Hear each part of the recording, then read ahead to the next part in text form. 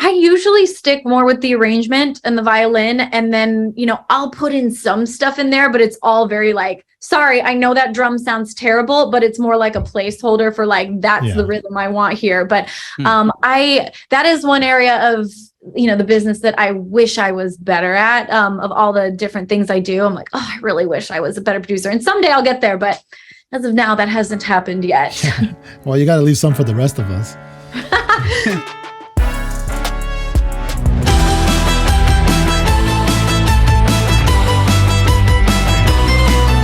You're tuned into a little bit of our guest, Lindsey Sterling, with the track Ice Storm right here on the Innersleeve Music Podcast. Welcome to episode number 99 of the show. Castris Morris here checking in.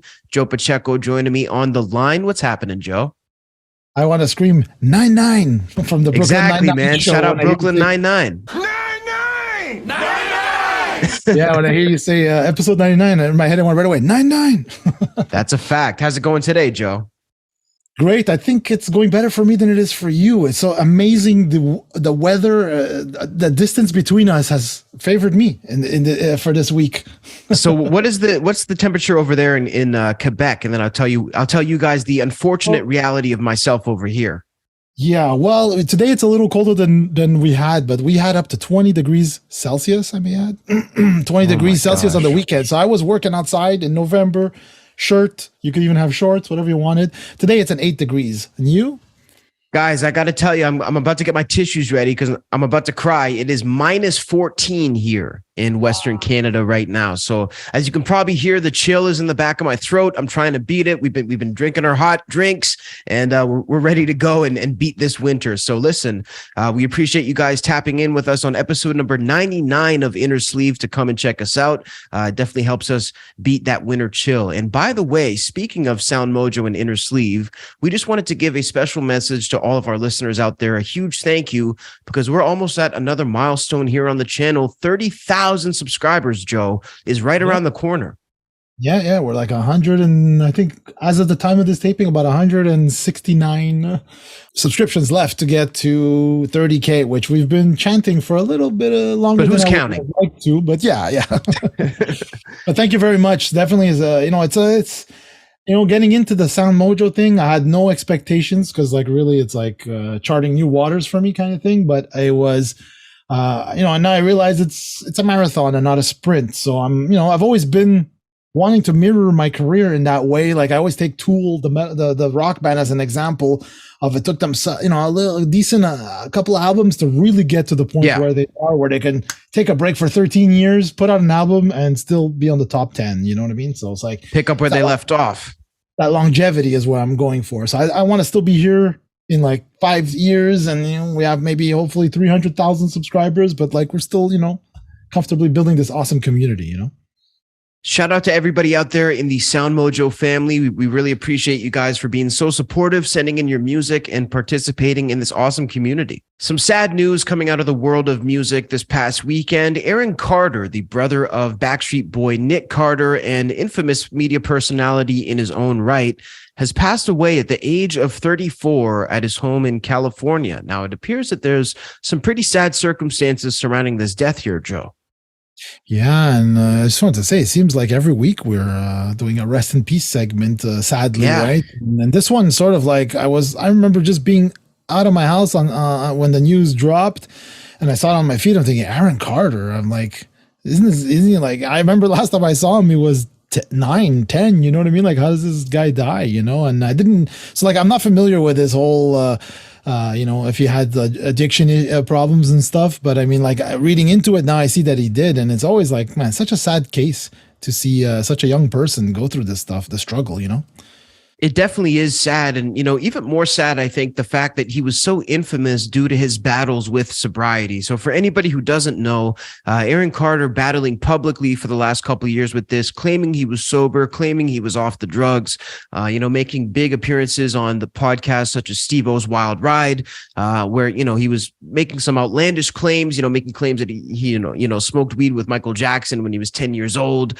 always trying to keep himself in the limelight, really, by either talking about his his battles with sobriety and or making shocking claims and beefing people. So, you know, in the last couple of years of his life, he was always very much out there. And I can't really say, Joe, it was in a positive way.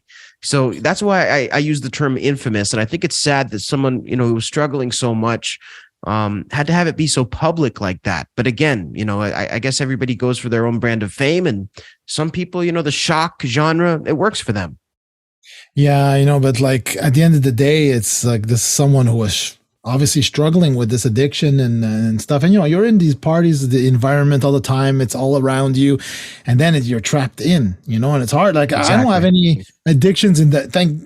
Thankfully for this kind of stuff. But I mean, I have my own little addictions with like, you know, even sweets and stuff. And that's hard to stop. You know what I mean? Like, exactly. Like, coffee, video games, like for me, you know, video games. Oh my God, I have to keep beating myself up to stop playing them. But yeah, exactly. And that's like, you know, okay, that's like, you know, no, I'm not hurting anybody besides myself playing video games, but this like is really like it's like an epidemic, you know, the amount of drug use and stuff that people are going through, you know. It definitely is. Police also finding not only pill bottles at the scene, but also empty aerosol cans and sort of whippet paraphernalia, which for people who don't realize, I guess, you know, the inhaling nitrous oxide essentially is now back in style. So, you know, I guess they call it whippets. It could be from a whipped cream can or whatever. And yeah, it seems like this is a big thing. Now, Steve-O, Joe, went through a point where he was breathing more whippets than air in a given day. So that's how addictive these things can be. You know, hang on. I'm just going to lift that rock I live under because this is all news to me, man. Like, where do I live? Like, you know, my man's Patrick Starr over here under a rock. But wow, man. Like, I'm so oblivious to this stuff, thankfully. And, but like, yeah, this is some crazy stuff to hear. It's so sad. So listen, rest in peace to Aaron Carter. And if anybody's going through any similar situations out there, never be afraid to reach out for help. Listen, there is support out there, and we support each and every one of you guys from the SoundMojo family. It was a big weekend in the world of rock music with the 2022 Rock and Roll Hall of Fame induction ceremony. Of course, a massive occurrence in the world of music. This show being no exception. We had appearances from Duran Duran, Lionel Richie, Eminem, and the Queen herself, as you guys can see right here, Miss Dolly Parton, which, I mean, still at it, Joe. Today, I am blown away to see her still at it on stage. Yeah, man. Like, when you got it, man. And I'm so happy. Like, I mean, like, Dolly was on TV and like the major TV shows at the time when I was like 9, 10, 11 years old, and she's still like kicking ass. And like, you know, and like, remember we covered it when she sort of turned him down one day. She's like, her music is not rock, right? She didn't want to take the spot away from someone else, which, you know, says a lot about her. She definitely did a 180. Yeah. Well, they told her, we're not, you know, we don't care what you think. You're still getting in there. She showed up anyway. You know, so yeah, no, she did. And it was so cool, you know, like, I didn't see much from it. I saw, you know, the headlines like a lot of people saw, but I was such a thing I never thought I would see in any day of my life is Rob Halford from Judas Priest and Dolly Parton singing together. Now that blew my mind. It's like a fever dream of all fever dreams. It's definitely like, and I think that was sort of the symptom for a lot of these collabs that happened tonight or on this night for the Rock and Roll Hall of Fame. One of the weirder ones too, which I guess it kind of makes sense, but at the same time, you just don't expect this in 2022, was Eminem joined by Steven Tyler on stage for a medley of Sing for the Moment and Dream On, which I think was undoubtedly incredible. Also, Joe, Eminem stealing the show yet again with Rap God, which, if you guys don't know, is one of the fastest raps ever recorded in recorded history. And I think we actually have a clip of this too. Yeah, I played it. That's how fast it is. There you go. You guys blinked and you didn't hear it. No, that's a really bad dad joke on my part. Boom, boom. But let's see.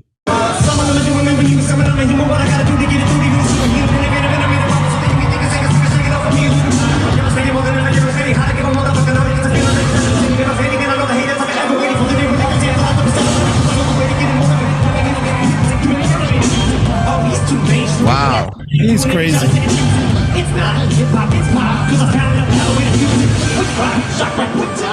Talk about somebody who still got it. Yeah, in spades. live too. Holy smokes, man. I wonder if he orders at like McDonald's at the drive-thru like that fast, you know? Let me get a quarter pounder. Let me get it. Oh, wow, you're pretty good there. You're giving him a run for his money, you know? I'm going to be the next rap god. No, I'm telling you, man. I mean, look, it's funny seeing Eminem too. Somebody put this comment, and it was interesting. When he was doing his speech, he had reading glasses.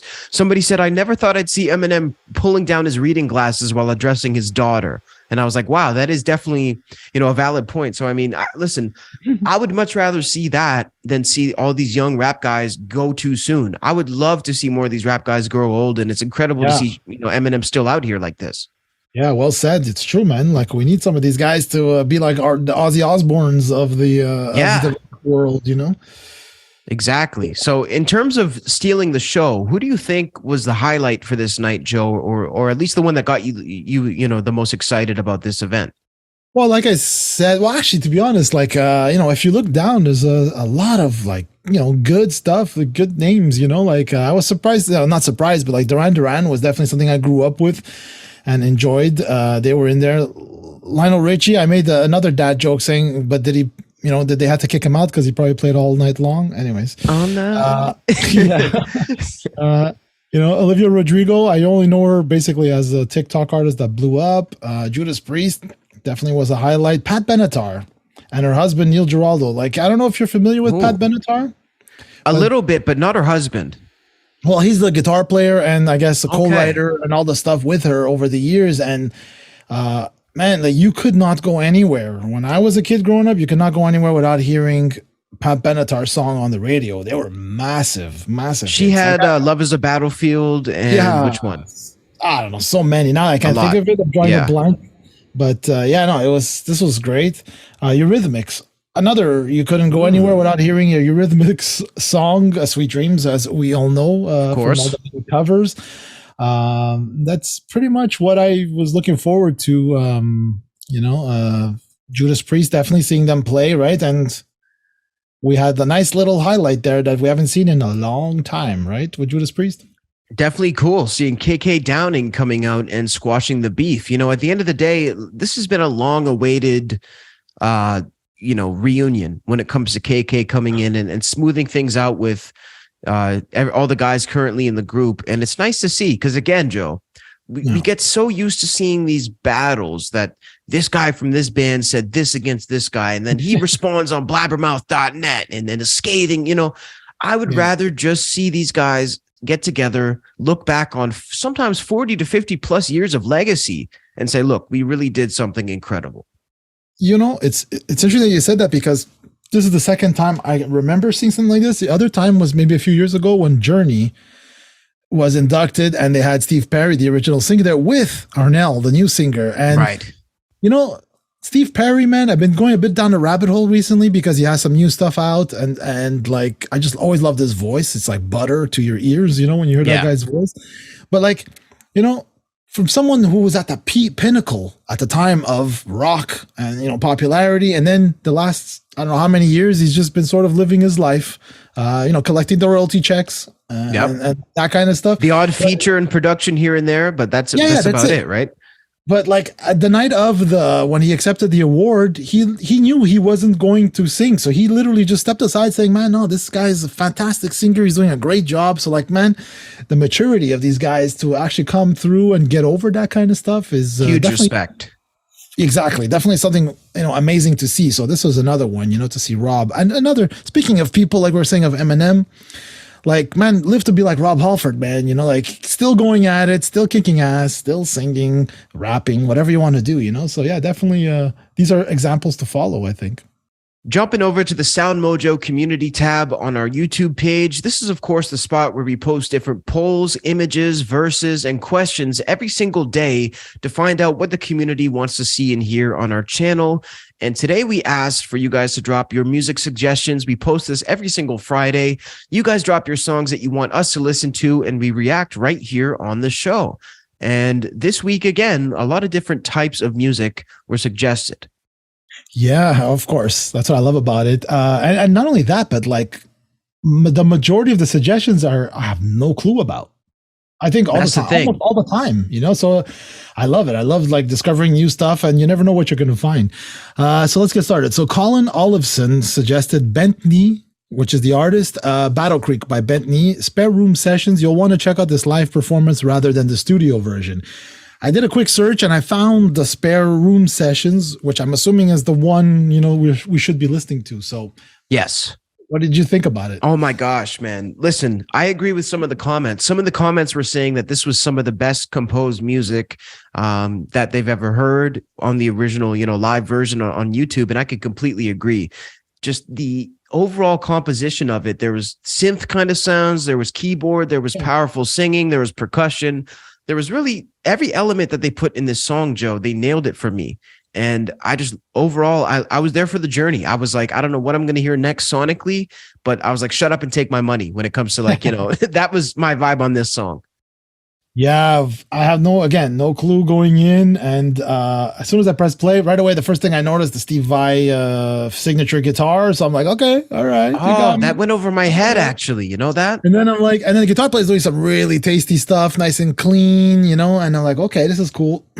And it's basically, I love the intro, and then and it became, like you were saying, like a big, what I qualify or categorize as a epic tune. Like there's just like, it just takes you for a trip, and it's like big and powerful with the saw, the dynamics are low and then big and low, and the vocal, oh my gosh, what a singer. Like all the musicians are great. Everything was great. Like, even the guitar player, some of the stuff he was playing was like, this is really good stuff. And the vocal really blew me away too.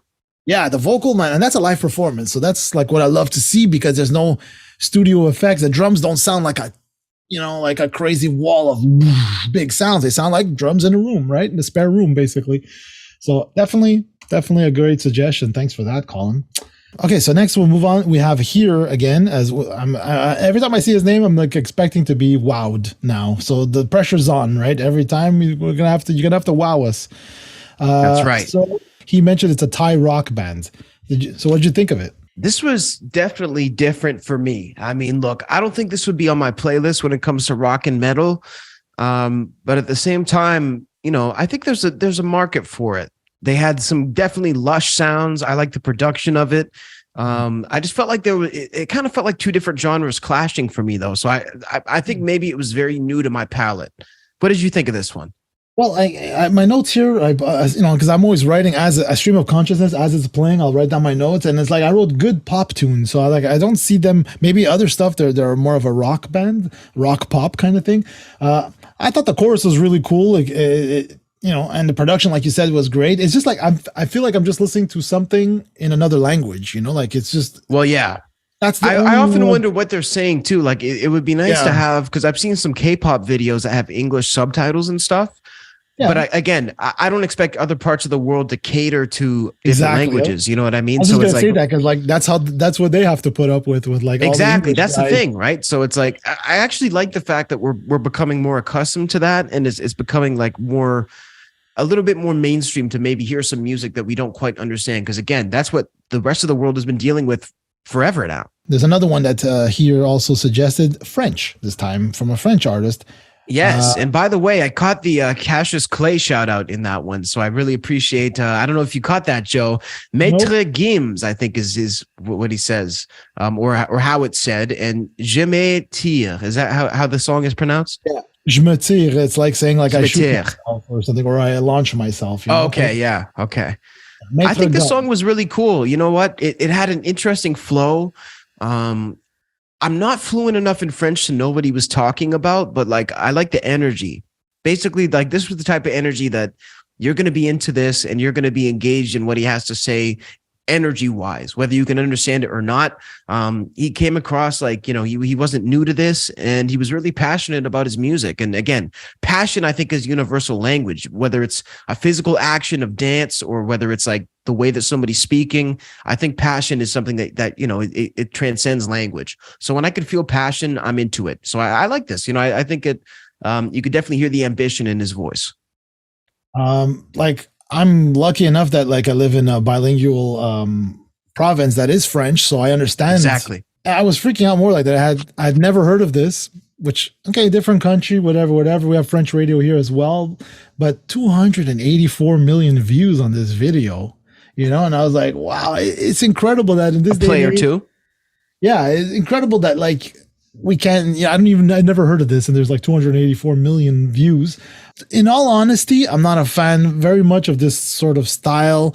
I mean, like the message is the message, that I won't say anything against, but I mean, like everything else behind just felt like the same 4-chord progression we've been hearing in pop for the last 40, 50 years. I get it. We have, you know, a 12-tone system. There's only so much, you know, you can really progress. But I mean, for me, it just didn't ring my bell, or I don't know what the expression is, but I mean, it was good because look, obviously it has 284 million views, but it's not something I think I would add to my playlist.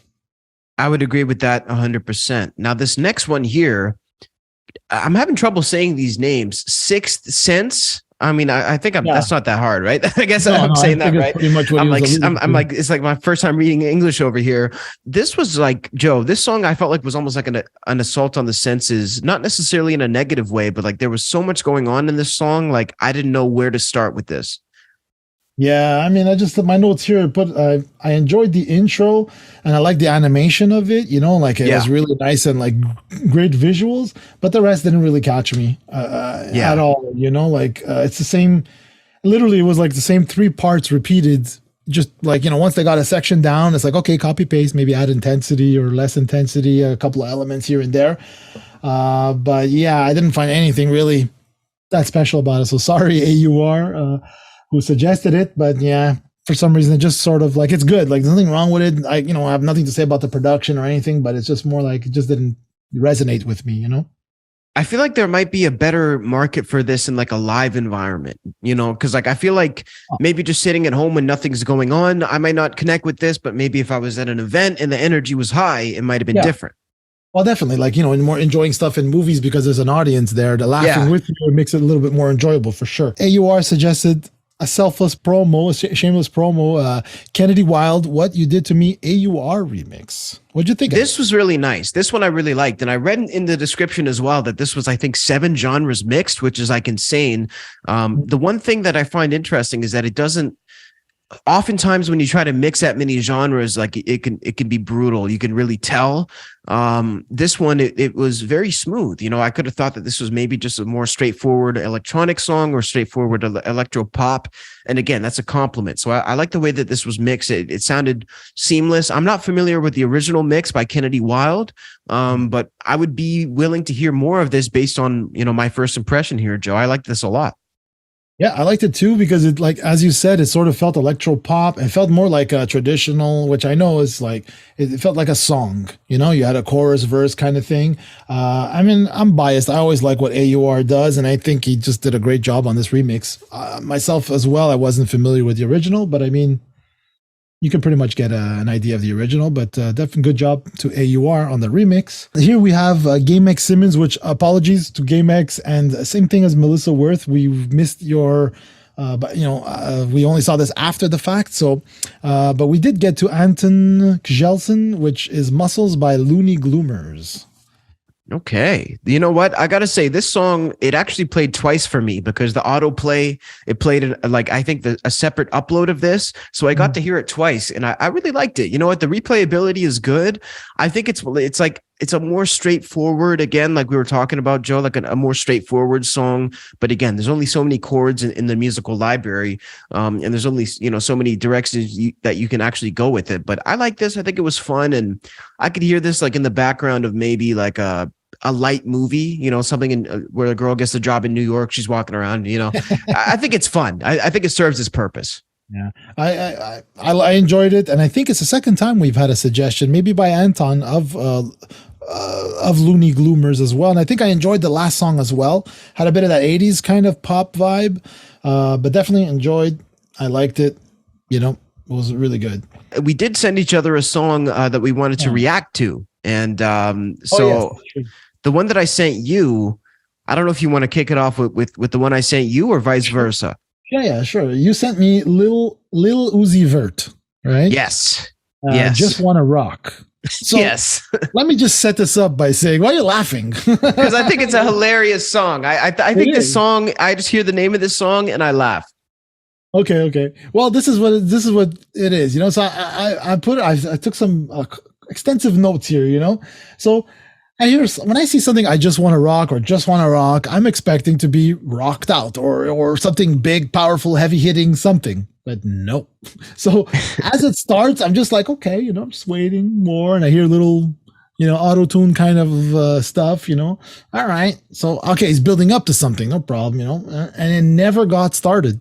I never got that sense of like, oh, here it is, you know. So like, I figured maybe, you know, I don't know, maybe live this would have a bigger impact on me because, like, you know, in the room, the volume of it and stuff. But I mean, I don't know. It just kind of like left me wanting more and being a little bit sort of dissatisfied. But that's my preconceived notions of what just want to rock should mean. But like, I can equate it. I'll finish on this. I can equate it like in the sense of like being annoyed of not getting what I wanted or expected. It's like, you know, when you watch those either TikTok videos or wherever they may be, or reels, and they go on for 10, 15 minutes. I never watch it. I scroll through because I already know they're just keeping you watching, and they never get to the point. They never get to the point. So this song to me is like one of those TikTok things, you know, where it just never gets to the point. This is definitely how it feels to me too. Like this, I was so curious to see how you felt about this song, Joe, because the fact that this song is in the rap category to me is astounding. I mean, there was nothing really even said on it. So it's like, I found it interesting though, because I feel like if this was branded as an EDM song, I feel like it would make sense. Like, I feel like if they played this at a rave or something, I could totally hear this happening. But in the rap category, I found it very surprising. So is it, you know, is it rap or is it trap? I think, you know, I think like, that line is becoming blurred. Yes. You know, yeah, I feel like it would technically be trap. Yeah, I think if it's trap, then it's sort of okay, right? Because that's sort of what trap kind of did, you know, moody and like, you know, those sounds and atmospheric stuff. But as a rap song, yeah, maybe nothing was really, there are a lot of lyrics, but like nothing's really being said. No doubt. But I mean, at the end of the day, still a good song for moving and jamming out to. The one that Joe sent me to react to was by a group called, I don't know if it's a group or if it's a solo artist. A duo. It's a duo, actually. It's a duo called Roy Scop. Okay. And these guys are from where again? They're from Norway, I believe. Or Norway. Finland. Okay. Yes. The song is called Feel It, featuring Marisa Rose. And this is one of those EDM songs, Joe. Well, first of all, would this be classified as EDM or electro pop? You're the wrong person to ask, but yeah, you're the wrong person to ask. I mean, but like, it's definitely electronic for sure. Like, you know, in the umbrella term of it. I mean, these guys I've been fans of these guys since 2005, and they've just been putting out like consistent stuff like this. But I don't know. I got to a point where it's electro pop, maybe I would say, you know, but like they do venture out into different genres. I definitely like what I was hearing in terms of the smooth production. This sounded so nice. It sounded like, you know, those undertones were really swirling in the background. Those high ends were hitting. Everything was really nicely balanced, which I really like. And there was nice little transitions throughout the whole track. It reminded me sort of the EDM group Odessa, which I don't know if you guys are familiar with. But really just that listenability is a lot more easy listening than some of the hard bass trap or the bass sort of pop music.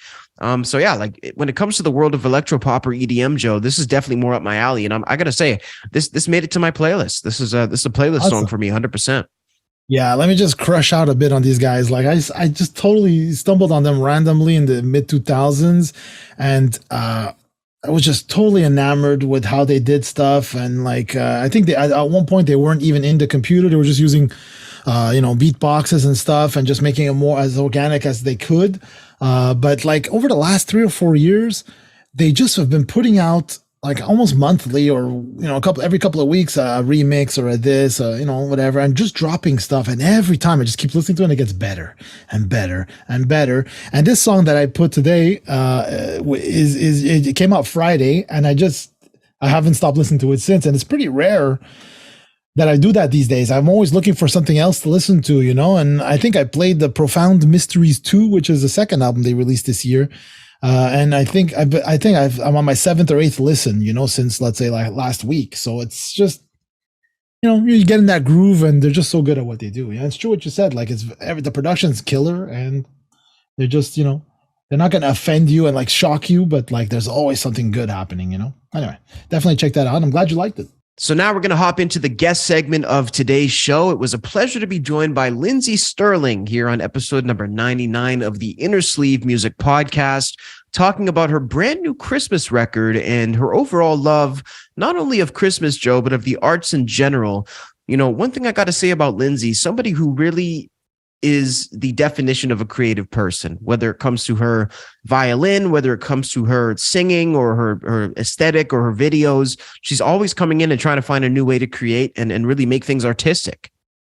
Yeah. And like, you know, she kind of put a point on like what I've sort of been feeling my entire life is just like, I just like being creative, whether it's music, photography, video, with my hands on something, just like that. There's something about creating something that just is so satisfying, you know, like, especially with like music, you know, if I take music, it's like you pull it, I always say you pull it out of thin air. It's like, didn't exist before. And now you'll have something, you know, so it's very rewarding. And just to see how hands-on she is with the videos, the lighting, the planning, and then also realizing that, whoa, I have a lot on my plate. Like, let the pros take care of what they do, you know?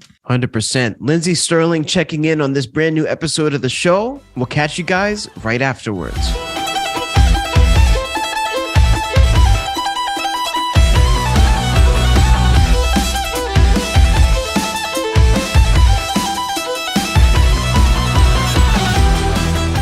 Lindsey Sterling, welcome to the show. Thanks so much for taking the time. Thanks for having me. Nice to meet you both. 100%. It's nice to meet you as well. So where are you calling from today? It looks like there's a very cool black and white aesthetic behind you here. Yeah. Yes, I'm calling from my house. So these are all like fun show pictures from the past. So to just remind me like the end goal of all the writing, hard work, practice, everything. It's like, this is a good reminder. That's what I do it for. Very cool. So you come in to collect your thoughts. Exactly. Do you often need reminders like that, or like it just helps? It just, well, also I printed a picture not long ago and I realized, oh, it's like, we don't print pictures very much anymore. They're all on these little tiny screens on our phones. And then I went a little print happy because I just got so excited that I was like, I have so many beautiful like show photos of my dancers and my band and my dog right there. And so I just got a little print happy and then put them all up, and I'm not mad about it. It's fun to print pictures. Yeah, it looks great. Like, I love the aesthetic and the different frames and stuff. I find it really like, you know, it's like, you walk by, you're like, that's so nice. Yeah. Well, thank you. Thank you so much. So, of course, this is a big time for you with, of course, the project Snow Waltz and, you know, your new single Ice Storm that's been out with the video, which, by the way, is incredible. We've actually enjoyed the video over here. I mean, the animation is very unique. I was curious sort of how exactly that came about. Yes, it's actually all done with paper. Like these guys over in Europe, they everything is practically made. So like the little deer, the wolves, the mountains, they like literally made a paper set, and then it's like stop animation, you know, kind of like claymation, but with like paper cutouts. So that's why it had such a unique and like kind of this handmade textural feels, because it was all real, which is so cool. No doubt. So how did that come about exactly? Were these people that you'd worked with before, or were they maybe recommended to you? They were recommended to me. Yeah, I was like kind of still thick in the like finishing up the album phase when we were wanting to make a music video. And, you know, and so it was like, okay, I normally dive so deep into music videos, like with the one that's coming out actually tomorrow, Snow Waltz. That one, I was so in the weeds. I did everything from making the costumes myself to directing it to storyboarding it, to even coloring some of it. You know, like I'm just so usually in the thick of it. And I just didn't have the bandwidth at the time. And so it was kind of fun to just, I don't remember the last time I handed a video to somebody else and said, hey, you be creative, you get to make it. And so it was kind of fun just to sit in the back seat and watch it come together and like kind of work with them to find a story that we liked. But yeah, it came out really cute. Which aspect for you, maybe if we could take it back a little bit, came first? Because you obviously have your hand in so many different aspects of your career and you have so many different talents. Which aspect really came first, would you say? Well, I've played the violin since I was like a child. I started when I was 6. So like that has like always been in me, is being a violinist. But when I was a teenager, that's when I fell in love with like video editing. And, it's funny, I'm dating myself here, but this was back in the day before everybody had an editing software on their phone. It was really hard to come by, and it was such a foreign thing. And I remember getting so excited when I got my dad for my birthday, got me this little editing suite called Rex Edit. And we put it on my massive computer, that nice. took up like half my bedroom. Like it was so big, but I just found so much joy in storytelling and the ability that I could film things with my friends and coerce them into my music videos. I'd make backdrops and everything. And, they'd come over and be in my videos, and then I edited them together, and it was like magic. And so, I actually went to film school instead of music school, which is kind of a funny tidbit. And then, I ended up being a violinist that does film. So it all kind of makes sense. The thing that came last for me was actually the dancing. I didn't start dancing till I was in my mid-20s, where I was like, I got to amp up my performance style. It's a little boring. And so I was like, well, let's learn to spin and play at the same time. Oh, let's add a back bend, just kind of pushing the limits from there to be like, what could I do while playing this instrument? Was there anyone like that, you could look to as an example of what to play and how to perform live? There wasn't really anybody that was moving the way I wanted to move. There were some violinists that really inspired me to think outside the box. Like David Garrett is a virtuosic. How do you even say that word? Oh my gosh. Anyways. He's an amazing violinist. He's a savant. And he plays with rock orchestra. And I remember thinking, okay, that's different. There was this group called Bond, and they wore cool costumes and would play Latin fusion music with beats. And so it just made me be like, okay, it doesn't have to look like I always thought it had to look. And so it made me think well, how can I make the violin fit the things that I like? I love watching performers that move. Okay, well, how can I do that? So it all kind of started with just realizing that I didn't have to live inside the box. And I'm really grateful for people like Bond and Vanessa May and David Garrett that helped me realize that.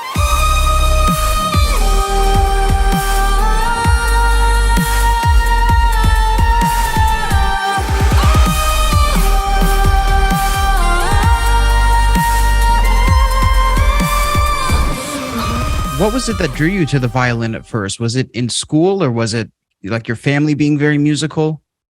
My parents, they loved classical music. And so neither one of them were musicians, but we had this old record player, and my dad had his favorite classical albums, and we watched a lot of musicals growing up. So my favorite movie as a child was Singing in the Rain. And there's even a scene in that where they're playing these they're fake violins, but right. Gene Kelly's doing this dance routine with a violin. And, so just as a child, I was exposed to all of these really awesome fine arts through just the music and the movies that my parents played in our home. And so when I was 5, 6 years old, I was like, okay, I want to play the violin. I started begging for violin lessons. And, after I begged enough, my parents were like, I think she's serious. And so they got me a little instrument, and the rest is history.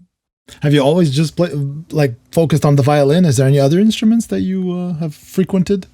Pretty much just I played the flute in high school. So I dabbled with a couple different instruments in high school just for fun, but the violin is the only one that has ever stuck. And I feel like musically that takes up my bandwidth, but and I think that's probably why I delve into so many other creative things. I just love being creative. I think even more than I enjoy being a musician, if I'm going to be honest. I just like the idea of creating something from nothing. And so whether it's making a costume or creative directing a tour and thinking, okay, now that I have the song, what's it going to look like on stage? And what colors, what are we going to do? What props do we bring out? I just love creativity so much. And so the violin fulfills my music, and then I get to delve into other things elsewhere. Man, that's so cool. You talk about that creative bandwidth, so to speak. I like that term because it sort of gives a visual sort of a way to imagine it. So how do you keep that bandwidth sort of at a manageable level? How do you exactly not overload yourself with so many different things going on? That's a great question. I haven't figured out the answer yet. There you go. I like the honesty. I I feel like sometimes I feel like I've got great balance in my life, but most of the time I find myself like on one side of the pendulum being like, you know, way overextended and having my hands in too many things, or, you know, feeling like now I want to be busier. Like I've been relaxing for like 2 seconds and I need something to do. I'm just a little bit of a busybody. And like most people, I feel like in our industry, I don't think that's super unique, but yeah, I do find that having the ability to switch modes in my brain, they're like different things. Like editing takes up a different section of my mind than writing music does. And when I get totally burnt out in one vertical, it's nice to be able to switch to something else, because I love creating. And if I don't have that, I find that I'm not super fulfilled. But as long as I can switch verticals, I can usually like almost have a fresh start in each one of them. Okay. So does consistently changing help that? It helps me. It's sometimes a little bit confusing to wear like a lot of different hats, but like I said, I just kind of, I like the ability to switch. So it's like if I've practiced my violin and I'm like burnt out, I'm like, I can't practice anymore today, but I can edit. Like I'm going to work on some of like my music video, and now at the end of the day, I'm exhausted. I don't want to think anymore. Oh, I can do something with my hands, like rhinestone an outfit. You know, that's fun to me right now. If I'd been doing it all day, I'd be sick of it. But being able to just kind of like flip flop from thing to thing really helps me not get burnt out, I guess.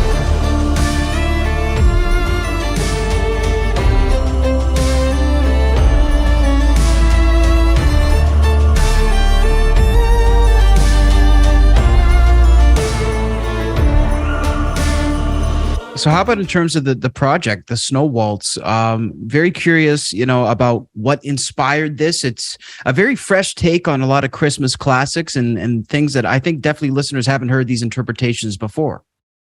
Yeah. I mean, I'm super excited about this album because I think I love taking songs like Christmas classics that have been done like hundreds of times, and you can listen through the playlist of every version of Joy to the World.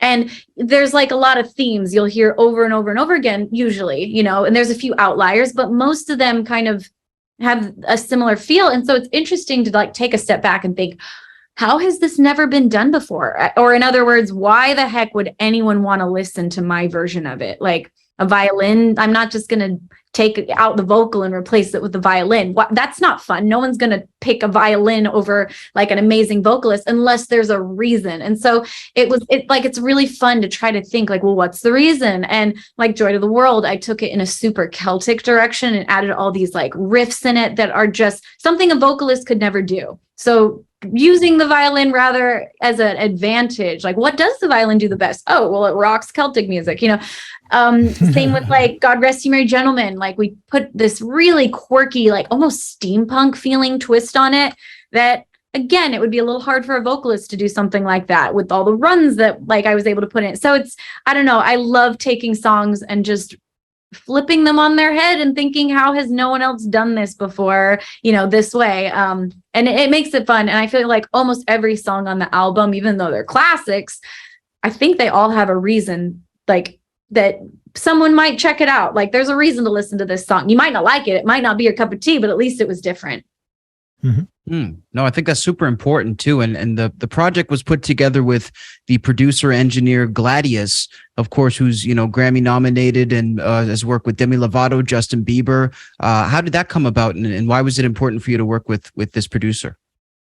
I've worked with Gladius, off and on for years. He's become like a friend, and it's so nice to do a project with someone you just kind of know and have a language with, if you will. You just kind of understand each other. And it started out by him just kind of doing one song and then another song. And then before I knew it, I was like, you know what? He gets this project. Like, right. And it was great because due to COVID, I learned how to, record myself really well. So I ended up engineering and recording the whole album myself. Wow. But also I was able to make demos and send them to him. And, I used to kind of just be locked into like, I had to go to the studio and work with somebody who understood the equipment. And I would just have to hope my creativity sparked in that moment, but it was really nice on this album to be able to do it like my pieces at home, get them to where I like them, send them to someone I trusted who I knew could understand my odd little voice notes and like, descriptions. So it was really great. Like the whole process just kind of came together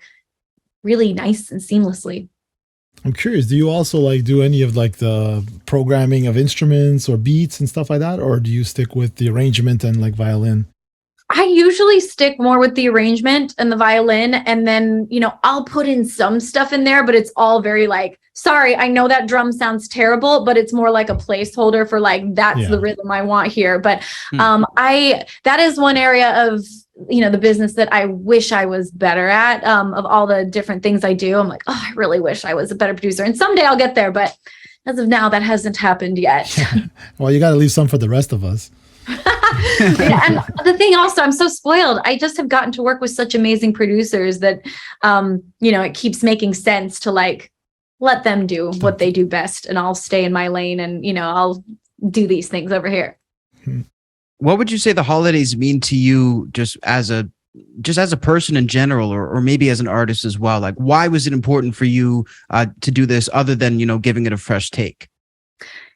I've always loved Christmas. I think, I am a religious person. I'm a spiritual person. And so to me, it has ties to like, kind of like almost this nice reset of my spirituality, because you're kind of heightened in that way at that time. Everybody, like, music is about, God and Jesus Christ. And you hear all these songs that really do point you back to like, oh yeah, these are the things that I believe are my foundation in life, so it's nice from the religious standpoint. And it just kind of is a great time for like, people are turned a little bit more towards love and service and family and tradition. And like there's just a happier atmosphere usually in the air, except for like on Black Friday, if you're at Walmart. Other than that side, there's a very dark side of Christmas as well. But, mostly I just think it brings me to that place. And now as an artist that I've gotten to do music and write originals and do covers and tour, it's kind of gained this whole new meaning. Christmas to me is a time where I feel like I get to just like spread joy. I get to go from city to city every night and like do something that I've worked really hard on with my team to share joy and families come and it makes them smile. And like, I don't know, I just get to be like a dot on their calendar of like something they experienced in the year that hopefully, left them feeling something.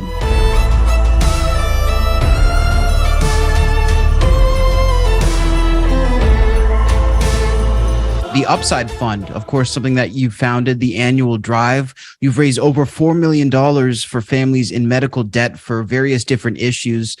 Maybe tell us more about that. And I mean, thank you for doing that as well. I mean, that's definitely a huge thing to do.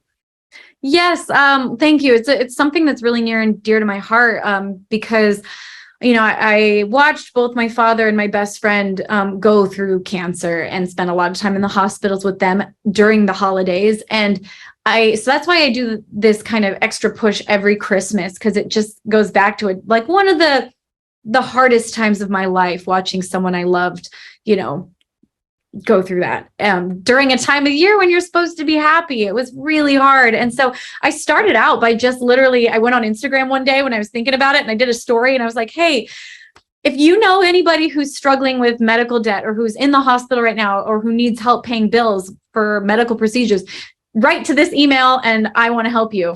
And I got hundreds and hundreds of requests. And it just like, it was so heart-wrenching to read all these stories. And I was like, I have to make this an official thing that I do every year. And I wanted to make it like an official 501c3, the word, an official charity so that I could, raise money for it. And it's been something really gratifying to do. And it mostly comes from my fan community. Like, so it's like all these people that have supported me through the years, I get to then from my own community, give back to them. And it's been it makes me emotional thinking about it. Cause like just the stories that I've gotten back from people, and it just means so much to me. And I'm grateful I'm in a place that I can help.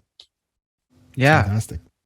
That's definitely a huge thing for the people out there. I mean, so do you feel like there's a big, because I mean, the sense of community that you portray through your pages is huge. I mean, do you really feel that your followers are more than just followers and it's a community through your TikTok and your Instagram? 100%. Like my fans have been, some of them have been with me for 10 years plus now at this point, which is wild. And I really was grown by them, like 100%. Like I was that artist that got rejected by all the record labels. And it was never like I finally found the right label to like make my dreams come true. It was literally my fans carried me and shared my videos and showed up to shows and demanded that I was on a festival. Like my fans are the ones that 100% I'm here because of. But also like, I love that like in my Discord and on my Twitch streams, like where I get to see these more bite-sized like groups of my fans, I see not only is it like, me to them and them to me, it's them to each other. It's really become a community where they know each other's names and they support each other. They know each other's needs. Like they'll reach out to me and say, so-and-so is going through a hard time and is in, the hospital right now. Like they could use a word of support. Like they know each other, and it's become a really great place where the community feeds each other just as much as like artist to fan. Yeah. The good side of the internet, right? Right. The internet's nice a crazy place, but like there's some really great things about it that's been really heartwarming to see through the last decade. Yeah, no question at all. Sorry, Joe, you can jump in if you want. No, I was just going to say, do you want to tackle our top 10? 100%. Yeah. So here at WatchMojo, we're obviously well known for our top 10 lists, and today's going to be no exception. So for our list here, Lindsey, we picked the top 10 most iconic Christmas songs. And we were curious if you could predict or try to guess any of the top 3 entries for the top 10 most iconic Christmas songs. And if you don't have a guess for our list, you can also throw out your number 1 Christmas song. Oh, no, I want to try to guess the ones that the community has chosen. Iconic. I'm like, in our day and age, I feel like All I Want for Christmas Is You would be the one. But are you thinking more like back, like iconic? Anything that's a Christmas tune. Well, I'm going to throw that one out there because I feel like that's the song that's most played in our generation. Is that one? Okay. Do you want the answer, or do you have any other suggestions? Okay, well, all right. And then I'm going to say White Christmas, I feel like is like just an iconic one. And then I'm going to throw in one I'm going to throw in Oh Holy Night, like one spiritual one there, because that's, I feel like, a popular go-to. All right, that's my guess. It's awesome. Well, these are quite solid guesses. Number 3 is Have Yourself a Merry Little Christmas by Judy Garland. Number two is going to be All I Wanted for Christmas Is You, Mariah Carey. So you got that one. And then number 1, White Christmas, Bing Crosby. There you go. I said White Christmas, right? Yeah, you did. 1 and 2. Yeah, I got 2 of them. I never would have guessed Have Yourself a Merry Little Christmas. So that's a solid one. Yeah, surprisingly, we're missing. It's not even on the list. It's probably an honorable mention, but it's not on the list. All Holy Night, So well, this was a top 20, to be fair. So I pulled the top 10. Yeah, I mean, it's not a commercial song. You don't hear it while you're shopping, so that was probably a bad guess. No, hey, it's okay. I remember. That was one of the first songs I learned on the guitar. Was as an 8-year-old was All Holy Night. Yeah, it's such a beautiful song, which I did put on this album, and I am so excited about the version that came out of it. So, it's for instrumentalist to instrumentalist. It's a beautiful one on an instrument. Nice. 100%. Is there anything else you want to throw in about the record? Of course, people can go and check it out as they're seeing this. Yes, I hope people enjoy it, and I hope people get to come check it out live on tour. Like, I am so excited about the tour. Right, I just came from a hoop lesson. You can see the the calluses on my hands are no dedication. Joke. Yes, we're doing a lot of like aerial stuff this tour on like hoop and trapeze, and it's just going to be a really sparkly, fun, festive, like all the good things tour. I cannot wait. Awesome, Lindsey. Thank you so much for your time. We really appreciate it. Absolutely. Thank you so much, guys. That was so fun.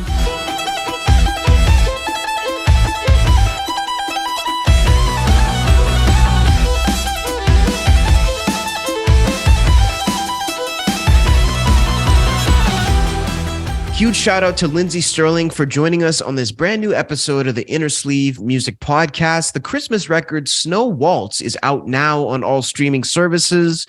Gotta say, Joe, again, just a pleasure speaking with Lindsey. Just definitely a positive force in this business.